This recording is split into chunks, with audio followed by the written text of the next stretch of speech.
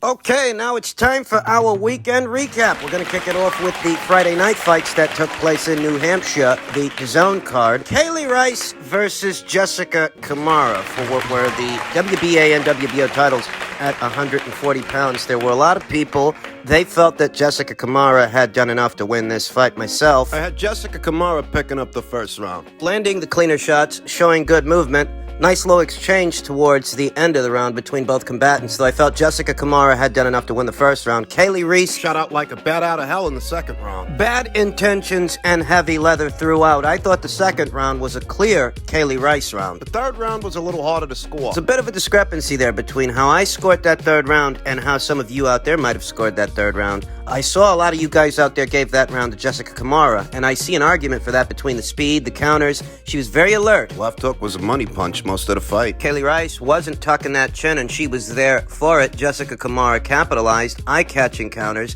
eye-catching left hooks. The third round was one of two swing rounds by my count. Won't argue with you guys out there who decided to give Jessica the third round, but the output from Kaylee Reis, it felt like she was busier, doing more. She was getting countered. Don't deny that. But it just kind of looked like she was throwing more and landing more from where I was sitting in that third round. The fourth round, I gave that to Jessica Kamara. She was busier in the fourth and showed good movement. I gave the fourth round to Jessica Kamara. The fifth round, for me, like the third round, was a swing round, a round that was a little hard to score, tale of two halves almost. You had good start for Kamara, but a very good finish from Kaylee Reis. I didn't know who to give that round to. I didn't know who the judges might have been leaning towards. The sixth round was a clear Jessica Kamara round. I think she had Kaylee Reis in a lot of trouble in that round, landing those hard shots, those clean counters, those left hooks. Damage was accumulating. Because throughout the fight, what you saw is that Jessica Kamara had the sharper reflexes and the faster hands. That's how she was able to get off those nice counter shots. Between the speed and the timing and Kaylee's body language in that round, it was clear to see that Jessica Kamara picked up that sixth round. Wasn't hard to score at all. Jessica was unloading on Kaylee Reis in that sixth round, crowding Kaylee Reis and hooking off. Kaylee showed a very good chin in that round. The seventh round was a Kaylee Reis round for me, getting off to a busy start, a very busy start, off the jab, backing Jessica Kamara off, setting up shots, landing clean. The seventh round was a Kaylee Reis round for me. That round, you saw aggression from Jessica Kamara. You saw her attempting to battle Kaylee Reis back, backing her off towards the end of the round, though the aggression wasn't as effective in that round from Jessica as it was from Kaylee. Kaylee did steal the round for me. I think Kaylee's punches were cleaner in that round than Jessica's. Jessica might have came forward a lot in that round, but she wasn't getting off as cleanly, as clearly as Kaylee was. The eighth round was a very competitive round. Good stuff from both combatants. Kamara started off that round landing some good clean shots. The aggression was consistent from Kamara in that round. She was trying for a lot of shots, though I think the movement of Kaylee Reis was better in that round. The bobbing, the weaving, the shifting, the hooks on the turn, catching Kamara between the shots. Kamara showed a lot of aggression in that round, but the work from Kaylee Reis was better in a very, very competitive eighth. Something similar applies to the ninth round, where you saw more aggression from Jessica Kamara, coming forward, attempting to catch shots on the gloves. She got hit with a few left hooks in there, few clean ones. Not hard to see, not hard to look for. Good right hand. She was backing Kaylee off, but she was getting hit. I gave Kaylee Reis the ninth round, though it wasn't emphatic. Jessica Kamara showed a good chin, a lot of aggression, but it was Kaylee Reis that landed the cleaner punches in that round. In the 10th and final round, Kaylee Reis opens up a cut on Kamara's face. Kamara becomes a bit unresponsive, eats clean jabs. Doctors had a look at the cut, but they let the fight go on. Kaylee Reis proceeded to unload right hand after right hand after right hand on an exhausted Jessica Kamara, who was all but spent, came very close to being stopped. The 10th and final round was the most dominant round for the reigning champion, Kaylee Reis. Kaylee couldn't finish her. She just didn't have enough in the tank to finish the job. Jessica Kamara survived, finished the fight on her feet, though it was clear she was in big trouble, the most trouble she'd ever been in any of these rounds. rounds in this 10-round contest. I think what's getting lost in translation here, what's being glossed over, is that Kaylee Reis was definitely getting off, perhaps more so than people realized. She drew blood early on Jessica Kamara in the first half, gave her a bloody nose. In the second half of the fight, she opened a cut up over her left eye. At first glance, it probably didn't seem to many like Kaylee Reis was getting off as much as she was getting off, though the evidence of that was all over Jessica Kamara's face. Jessica, who comparatively had the snappier punches, the more eye-catching left hooks. The body language, she was up for it. She's very aggressive. For the most part, she showed a good chin throughout. She had a lot of hard shots. But on my scorecard, at least the way I had it, you had 2 swing rounds in that first round, you did. Round 3 and round 5. And even if I swing both of those rounds to Jessica Kamara, even if I had her winning 4 of the first 5 rounds, I've got Kaylee Reis winning 4 of the last 5 rounds. If you go back and you watch this thing, it's clear that Kaylee Reis won that second round. If she didn't win any other rounds in the first half of this fight, she definitely won that second one. And the same is true in reverse for Jessica Kamara. The 6th round was her strongest round in the latter half of this fight. So it's a tale of 2 halves to where if I swing both of those swing rounds, rounds 3 and 5, Jessica Kamara's way, ladies and gentlemen, what we have is a draw. Now, if I swing any one of those swing rounds Kaylee Reis's way, either the 3rd or the 5th, ladies and gentlemen, what you have is Kaylee Reis by a point. That's right. If I swing both the swing rounds Jessica's way, what we got is a draw. But if I give Kaylee Reis any one of those swing rounds, just one of them, not even both, I have Reis up by a point. It may not seem that way at first because of the eye-catching counters, eye-catching left hooks, and consistent aggression from Jessica Kamara. Good chin. She showed a good beard in that fight. But I tally up these rounds. That's what I got. Not the cleanest and not the clearest victory for Kaylee Reis. It was definitely competitive. But I see an argument to where she definitely won this thing legitimately. It's a noble effort from Jessica Kamara. So a lot of people, they weren't happy with the judges' scorecards, but I reiterate, there were 2 swing rounds in this thing. And if you swing them Kaylee's way, it's going to upset some people, and it's going to seem like the judges, they filled these scorecards out in the parking lot. Fight's too wide, scorecard is. But I do have Kaylee Reis winning the fight by no more than a point. Jessica definitely made her work for it, more than I thought she would. I'm very impressed with what Jessica Kamara showed me. But this wasn't a robbery. Jessica's valiant effort endeared her to the fans, and Kaylee Reis racks up another W, another victory, and another alphabet title to bring to the last leg of the 4-woman tournament next year. The conclusion between Kaylee Reis, the unified champion, and Chantel Cameron, the unified champion. Congratulations to Kaylee. But I think she knows next year she's got her work cut out for her. We then come to the main event of that same card that took place in New Hampshire by way of Matchroom and DAZN. Demetrius Andrade versus Jason Quigley, reigning WBO middleweight champion Demetrius Andrade, who took out all his frustrations on Jason Quigley for being as avoided as he has been the last 2 or 3 years. A couple of body shots and some short right hooks in the first round saw Jason Quigley hitting the deck 2 times in the very first round, the first round, the second round. Well-placed left hand. A straight left hand. A well-timed one saw Jason hitting the deck for the third time officially.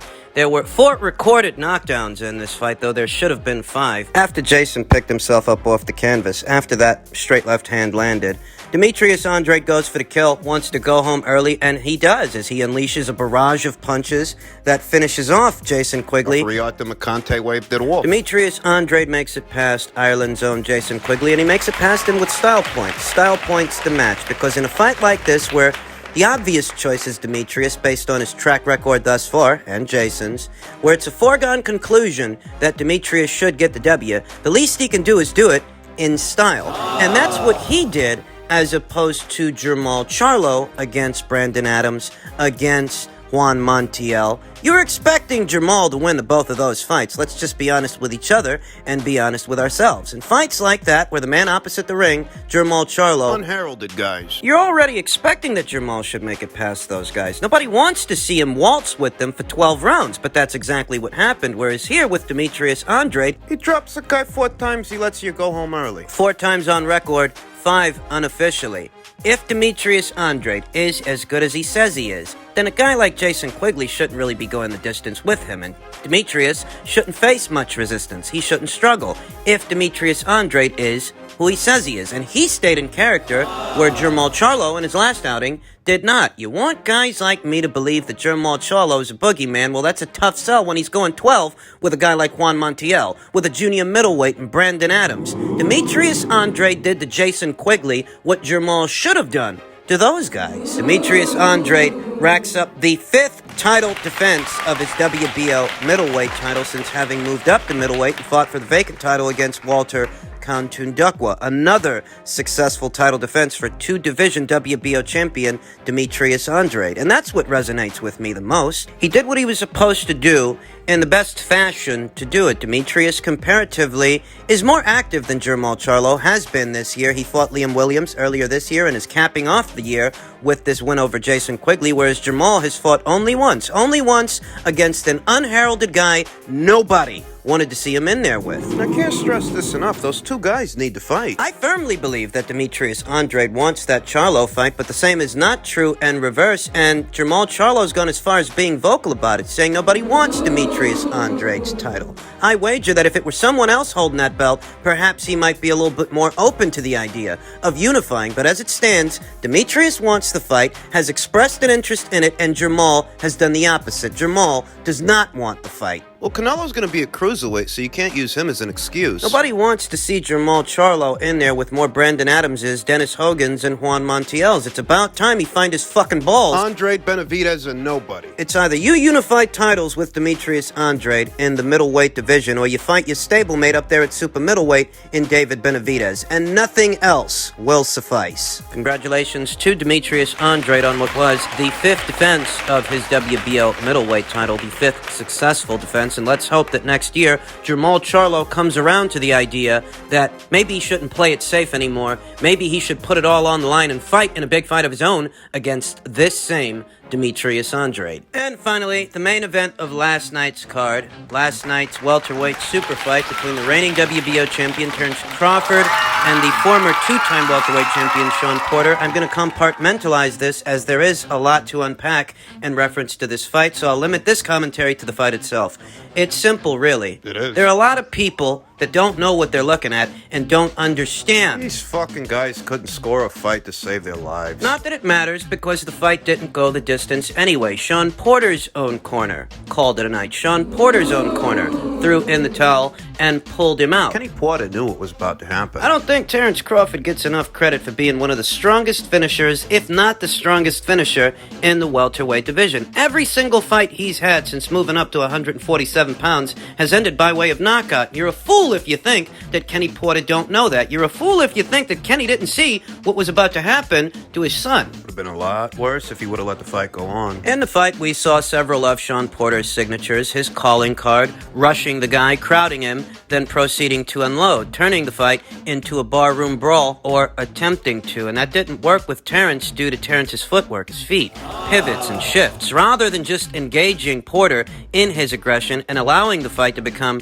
his kind of fight, right, the way that Spence did, Terence Crawford angled himself away. Pivots and shifts. Full and Matador stuff, which is what I told you. He's going to fight on the fly, and he's going to sharpshoot while he does it, because he has the unique ability to fight on the fly, but be very accurate. Still be very accurate while he picks his punches. While he's on the move. He started off the fight as an orthodox fighter, fighting out of the orthodox stance, leading with his left, then quickly shifted over to southpaw. And he started leading with his right. I believe that was in the first 2 or 3 rounds. We saw Terence Crawford switch off from orthodox to southpaw, and this would keep him on the outside of Shawn Porter's jab, as Shawn would try to jab his way in to turn this into a barroom brawl. Switching off to southpaw allowed Terence Crawford to stay just outside of, moving off to his right, just out of Shawn's striking distance. In that way, Terence Crawford effectively neutralized a lot of Shawn Porter's aggression with mere pivots and shifts, because he's got better feet than Keith Thurman, better feet than Danny Garcia, and certainly better feet than Errol Spence Jr., who for the most part is a flat-footed fighter. He's not that fleet of foot. That's why when Shawn Porter rushed Errol wasn't able to keep him out. Because he's not that fleet of foot. He instead would engage Shawn in his aggression and trade punches deep in the pocket, as opposed to what we saw from Terence last night. Terence was spinning out on him, firing hooks on the turn that sometimes missed, though still effectively staying out of harm's way and making it that much harder for Shawn to land land something meaningful. That's one way he neutralized Sean Porter's aggression. In other spots where Sean successfully closed the gap, Terrence Crawford would tie him up, smother his work. Sean Porter's a hell of a fighter, hell of an athlete, and he's got great fitness, but he often overshoots the distance when he's lunging in. So when he lunges in, he's so close to the guy, he doesn't have much room to add torque to his punches. There's just not much leverage there. So Sean consistently overshooting the distance creates a situation to where if he's that close to you, just grab his arms, tie him up. And I saw the first knockdown. Beautiful knockdown, by the way. Terrence Crawford blinds Sean Porter as he's coming forward with his lead hand out of the southpaw stance. He blinds him with his right hand. As Sean's coming forward. Sean, as he's rushing in, he's squared up. Both shoulders are facing Terrence Crawford, who then fires a left uppercut. Well-placed uppercut. Sean Porter, he hits the deck. That's the first knockdown. And that's not saying that Sean didn't land some punches or get off a few good right hands. He actually did. And that's not saying that Sean didn't give Terrence Crawford something formidable to have to work around. He did that also. But Terrence Crawford, he was up on my card, he was up on the judges' scorecards, and he stopped Sean Porter the way I thought he would stomp Sean Porter. Kenny Porter pulling Sean out of this fight was entirely conceivable to me, and I said as much on the round table earlier this week with D-Styles, G-Funky, and Maestro, several others. This is a possibility that I've been entertaining. And new media. Coach Malachi, right here on YouTube. This was a possibility that we were all entertaining earlier this week because Sean Porter's not in there with any old buddy. He's not in there with Errol Spence, who couldn't so much as knock down a blown-up lightweight Mikey Garcia, who he's in there with now, who he was in there with last night,